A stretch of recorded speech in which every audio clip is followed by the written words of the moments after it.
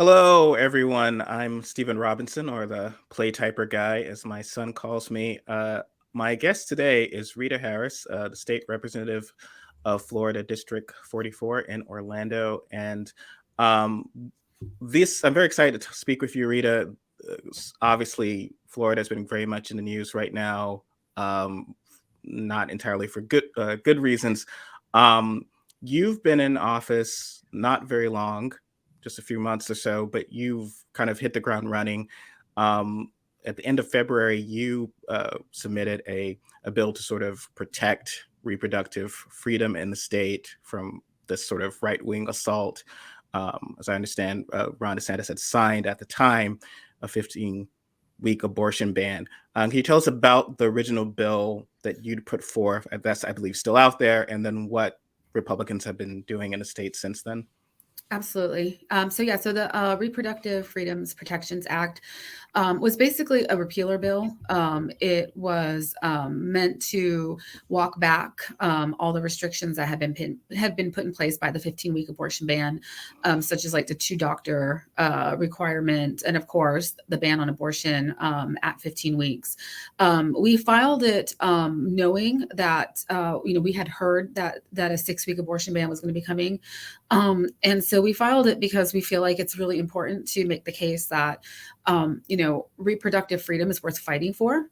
And while my bill never got heard on any committee, I will keep filing it every year if I have to, because access to abortion is such an intersectional topic. It is an economic justice issue. It's a racial justice issue. It's a bodily autonomy justice issue. It's even gender affirming care in some cases.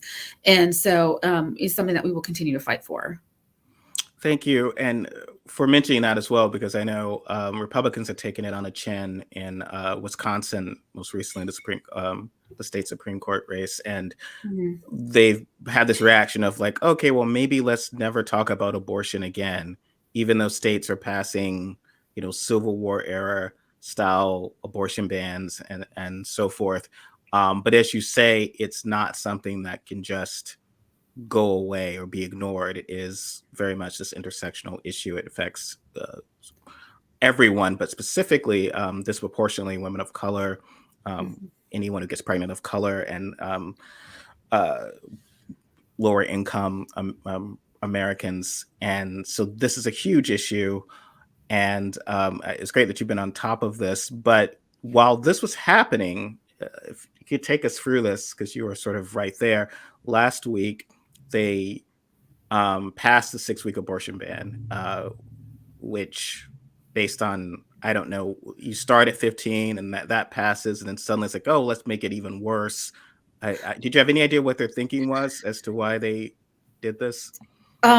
Well, we all know that our governor, it's like the worst kept secret in Florida that he's running for president. I know that, approval wise, people are not approving of this 6-week abortion ban. But I feel like there was some pressure to go further than the 15-week because Florida had become a place where, in the South, it had some of the least restrictive abortion laws. So it was a place where some people from Georgia and South Carolina could come and get an abortion after 6 weeks if they needed one. And I think that, for his run for president, he didn't like that look. And so they decided, pardon me, to go more restrictive. And so I think that, it's, my speculation is that was the impetus for pushing an already extreme abortion ban even further. I mean, and let's, be really honest here. I mean, most people don't know they're pregnant at 6 weeks. Even if you find out, at the moment that you find out, the moment that you miss your period, you're 4 weeks. So even if you find out at that moment, it gives you 2 weeks. You have to have 2 doctor's appointments. And what planet are you going to be able to get in within 2 weeks to see 2 doctors and then get your abortion? I mean, this is almost a complete abortion ban. And so, I think they left it at 6 weeks to not make it seem like a complete ban because they know how unpopular a complete ban would be. But we're going to be really clear about the fact that this is a complete abortion ban. Pretty much, they are making it impossible for people to get abortions. And if you, in the cases of rape and incest, you have until 15 weeks, but you have to show proof of, you have to show police reports that have been filed, restraining orders.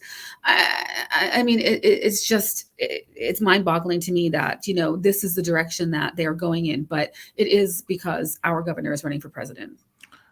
And that's so interesting to me, Rita, because you know, you and I kind of go way back of talking about with activism and politics and so forth. And I just recall a time where that's the last thing you would have wanted to do, even as a Republican, when you're running in a general election.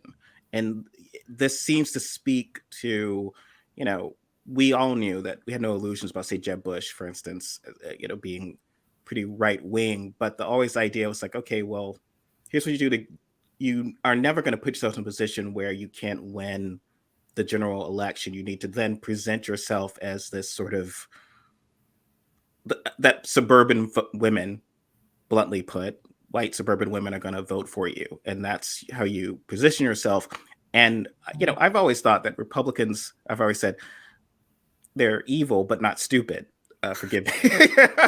And so this just seems stupid. It just, are they sort of, what is happening? Or do you see like they would think that is actually a strategy that DeSantis thinks that he could win, and that he's looking at what's happening in these states where when people are able to vote for, the securing abortion rights, even in Kansas, they are like, I'm just flummoxed. I don't know if you share that confusion. It isn't a good strategy. And it's kind of like the dog that catches the car and is like, well, what do I do with the car now? And I think that, I mean, reading the tea leaves in Florida, I know that,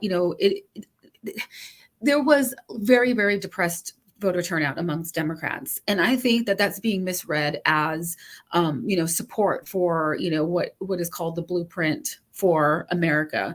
But outside of Florida, these ideas are not very popular. And to be honest with you, they're not very popular inside of Florida either. Like I said, it was just a combination of a midterm election, which always in Florida we struggle with. We always struggle bringing out Democratic voters in midterms. And that has just been historically what has happened in Florida. I think in this next election, it is going to be a presidential election, and that's where Democrats always overperform in Florida. And I think that I think the supermajority is going to be lost. We're not going to crawl out of this hole in one election cycle, but I think that we're going to come out of the super minority.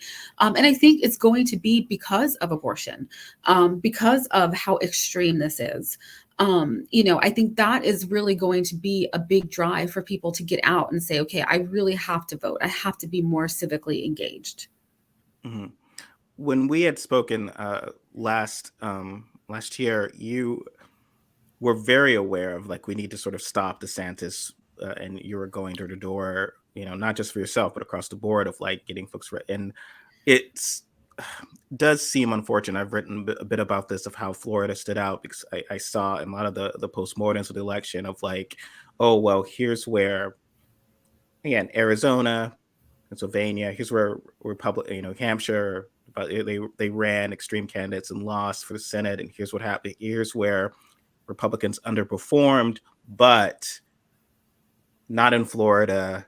Here's where DeSantis and Rubio, of all people, slaughtered their Republican opponents, and so they, of course, are the model. I felt like there was a kind of boost, seemingly short-lived, fortunately, for DeSantis, a sort of polling boost of like, he's the winner, Trump is the loser after that. And I was sort of somewhat obviously dispirited to see that. But obviously you guys were doing everything you can to get people out there. What sort of made Florida different compared to some other states where we're able to sort of push back against extremism, do you think?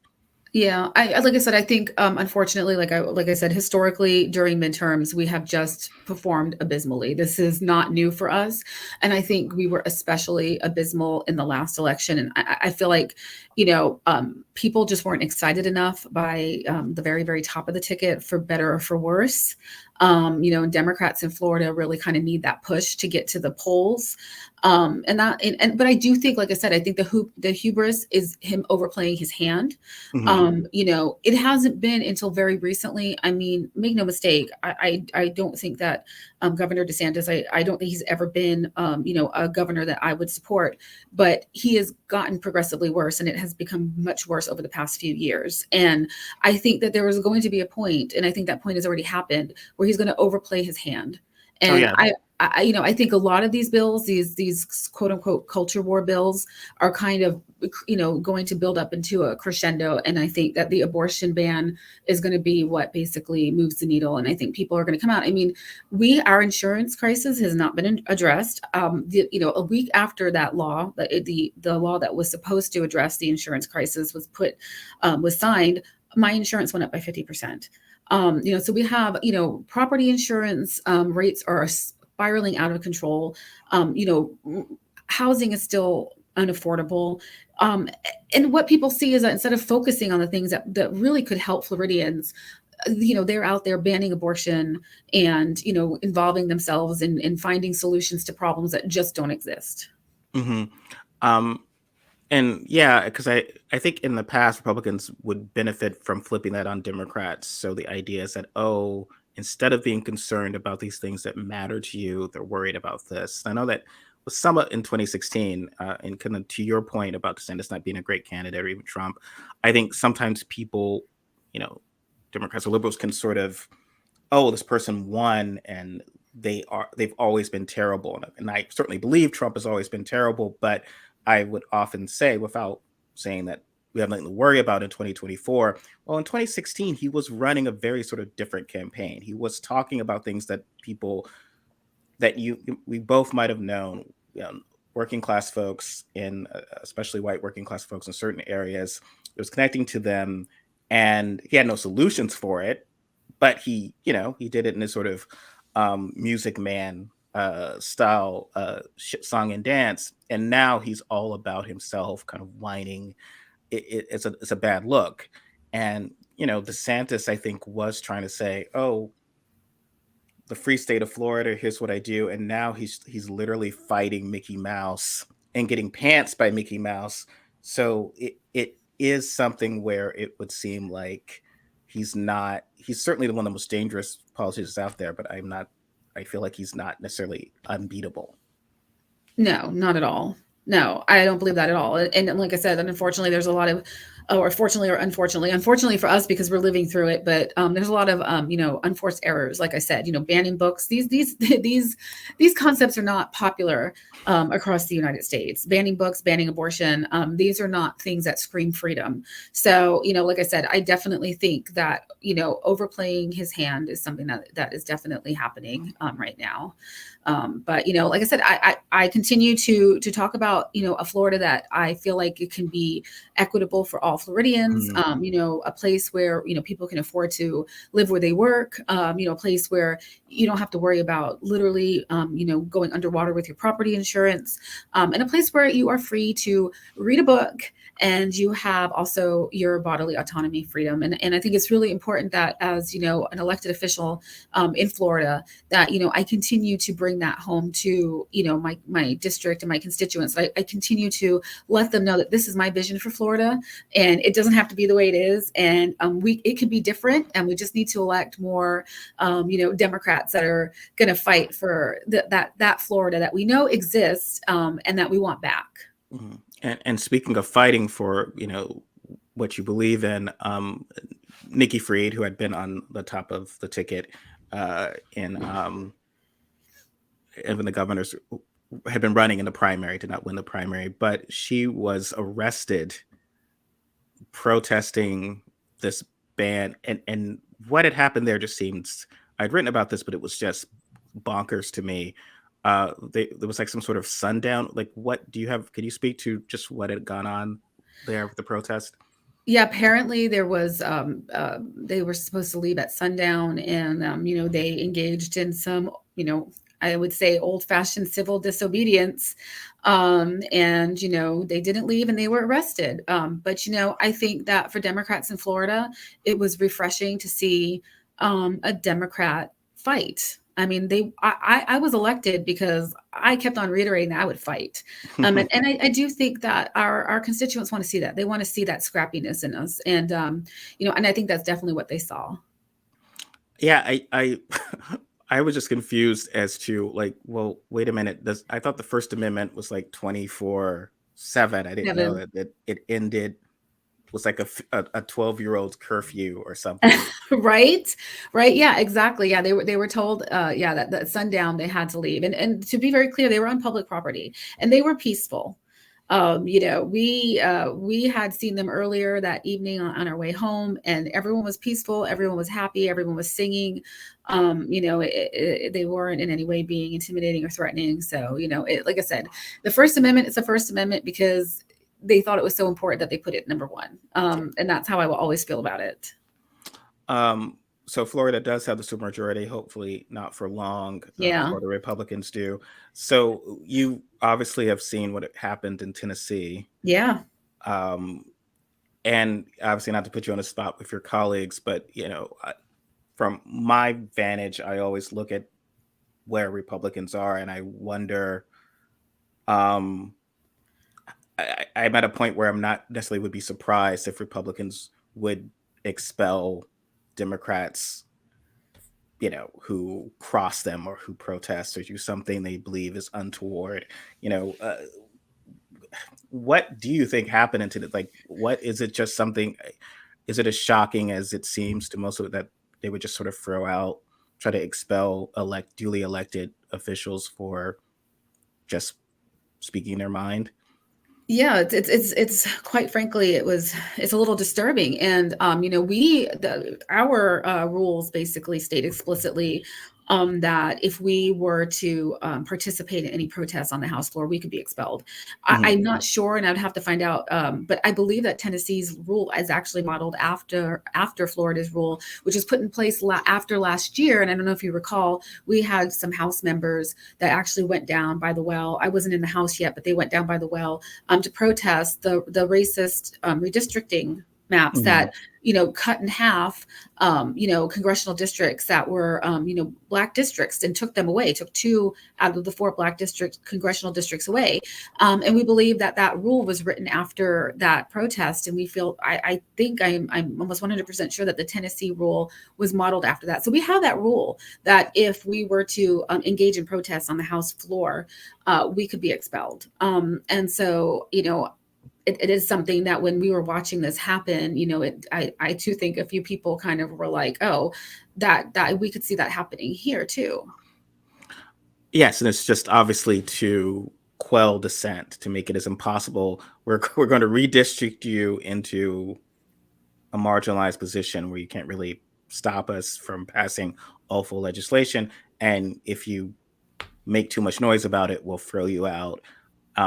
And it's shocking because after, in Tennessee, they had the gall to compare it to January 6th. But this Yeah. isn't, the difference between the First Amendment and violence. And there's this whole weird where, you know, that is the worst thing ever. What was happening in Tennessee, where you're joining victims of gun violence to protest against this, and then protesting for bodily autonomy, as you say, and then where Tucker Carlson is speaking to millions of Americans and saying what happened, what we all saw, like cops being attacked, a clearly violent Right. protest where people are, um, you know, at calling for the vice president to be executed and so forth.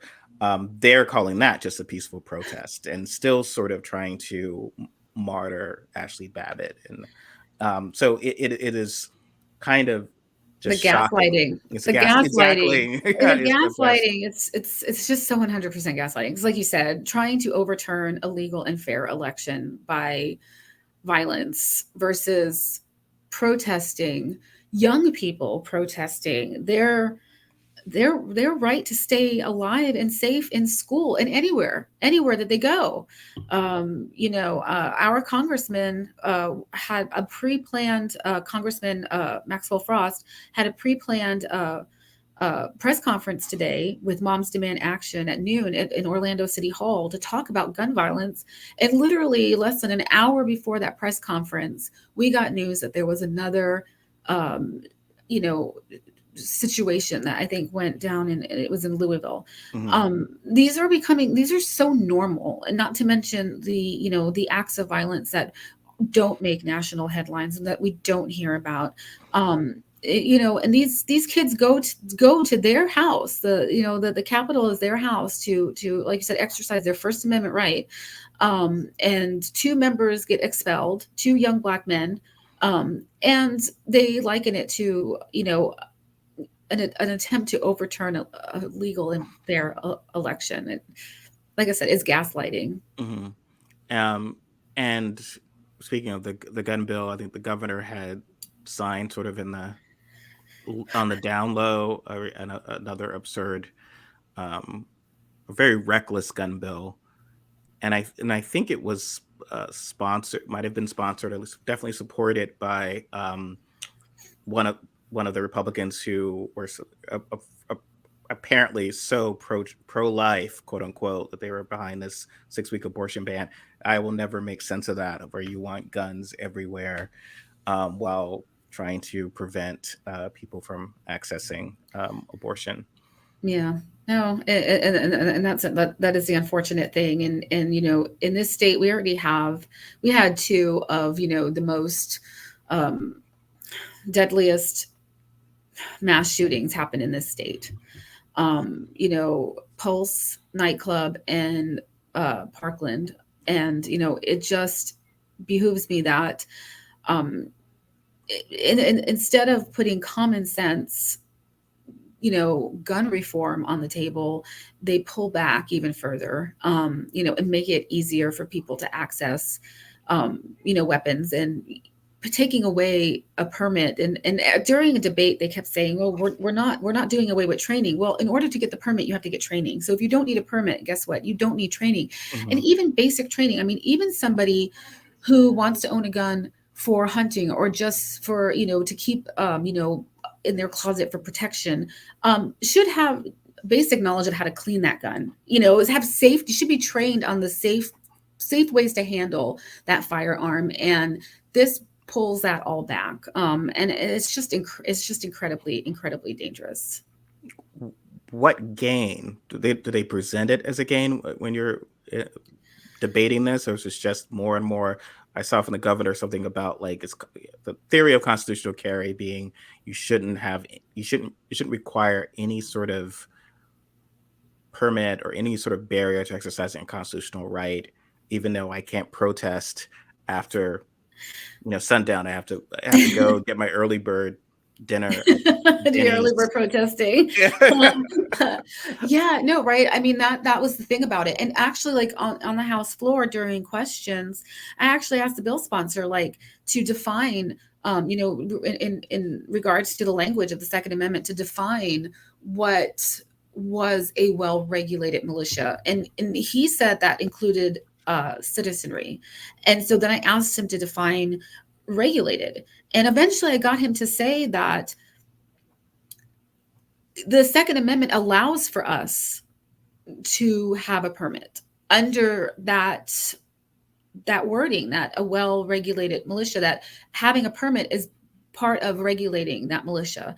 And like I said, it's simply like, people should know how to handle a gun, the safe way to clean. I mean, so many gun accidents happen because people don't know how to clean it Oh yeah. properly, and or handle it properly. And so I think just you should have the basic understanding and basic gun safety to own a gun. And unfortunately, now in the state of Florida, you don't need a permit to own a gun. So That's astonishing. And you were talking about, obviously, again, issues that affect getting to work, getting a job.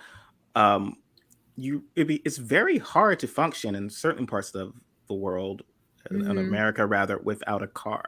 If you can't yes, drive, if you can't, and you have to get a license, and you yeah, that costs money, and you've got to be able to pass the test and prove it. If not, you're gonna be at quite a disadvantage, yeah, depending on where you live. Whereas you really aren't at, despite whatever you know Wild West fantasies they spin, you're not at a gross disadvantage of functioning in the world without a gun. exactly. Whereas, but this, they believe that anyone over 18 should just be able to access.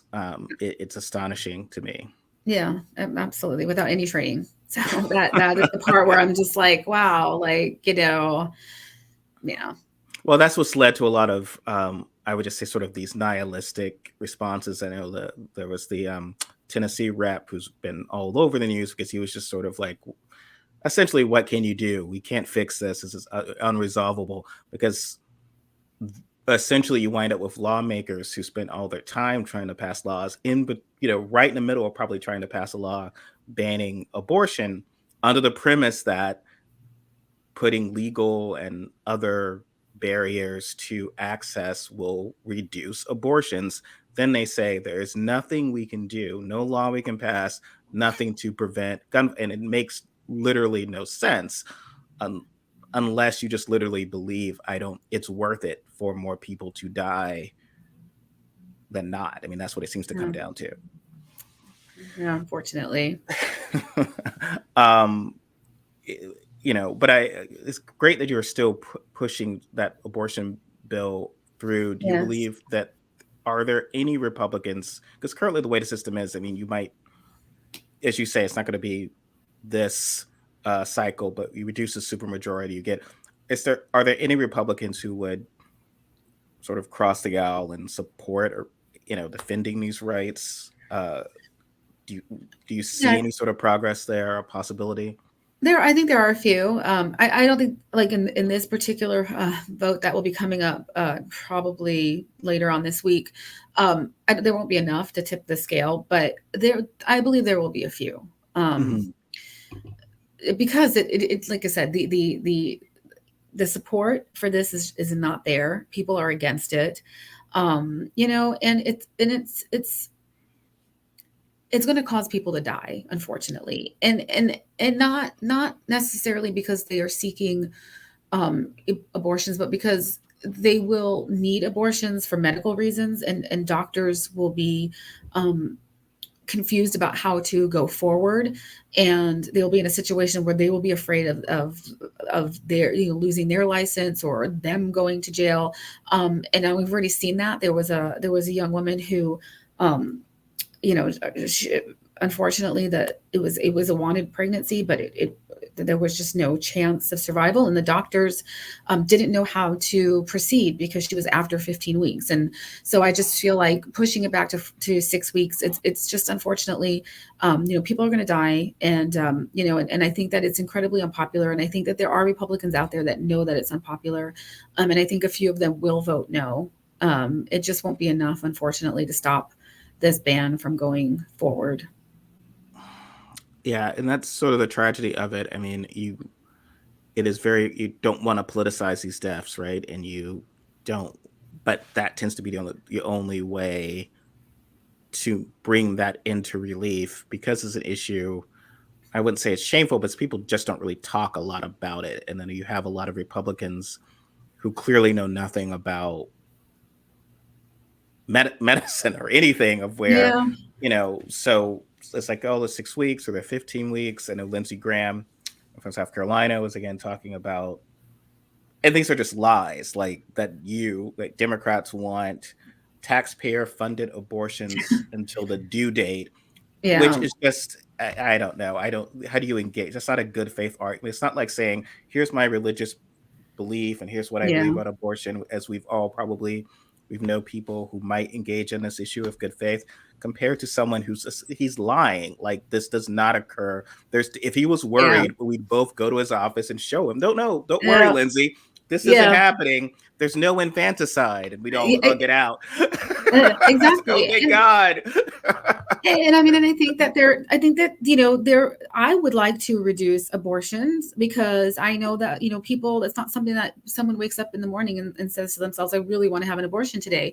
But I know that the way to reduce abortion isn't to, criminalize it. I know it's to make sure that we have robust, education in high schools, and that we have access to birth control. And those are the ways to actually, it's been scientifically proven that when there are, that when there's good, public public schools, public high schools have good sex ed programs and also access to, reproductive care and birth control in the community, that abortions go down, because people understand, and they're able to prevent the pregnancy in the first place.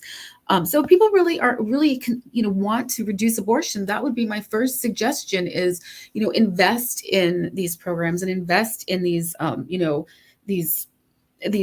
public health centers and communities, and make getting birth control and access to reproductive care more accessible and more affordable. And that's the first way to reduce the number of abortions. But making them illegal or criminalizing them is not going to reduce the number of them. And this I know from experience. And I am almost 50 years old, and I have been fighting this fight for a really long time. And I know from experience that is the best way to reduce the number of abortions.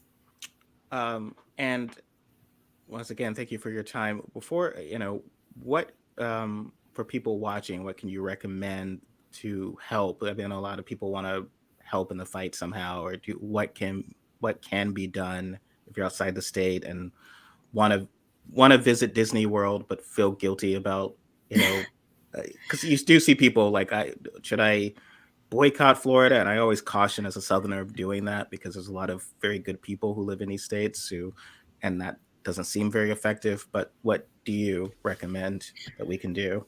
Well, I mean, as far as boycotting, follow your heart. I agree with you. I know so many amazing people in Florida, and I know so many amazing people who work at these theme parks, and they rely on that income. But I will always tell people to follow their heart. But I mean, as far as like getting engaged, I mean, whatever your ability, and whatever your comfort at engagement level. So anything from writing to reps, including friendly reps. I mean, it is good for me to get emails that say don't support this abortion bill, don't support this law, calling reps, if you're able to, knocking on doors, getting involved with local organizations, that, align with how you feel, and seeing how you can be a part of what kind of actions they want or what actions they're planning, and donating to, organizations and candidates who align with your ideology, and your viewpoints, and are doing the work that you agree with.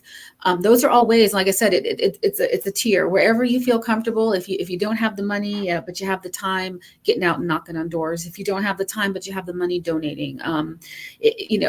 Whatever your comfort and ability level, but being involved. And I always tell people that even an hour, like don't ever minimize your impact, because that hour is better than no hours, right? I mean, you're doing that hour is more than nothing. And so I always encourage people, like, even if it's just a couple hours a month, it makes a difference.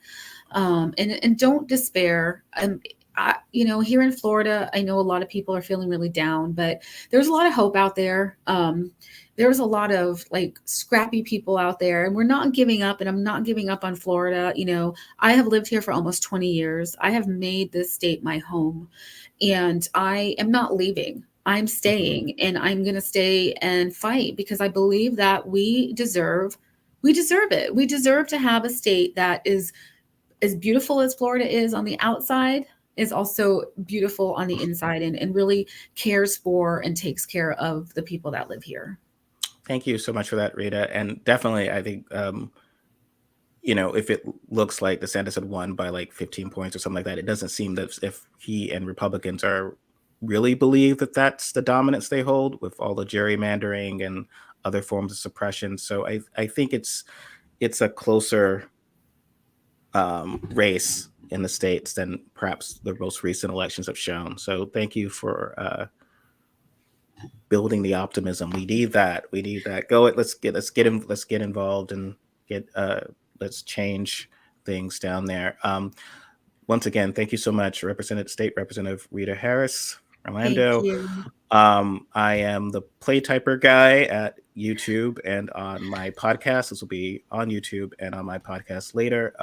And information on contacting Rita will probably be in the descriptions as well. She would love to hear from you and connect with you wherever you are. And thank you once again. We will chat with you all next time. Bye-bye. Thank you.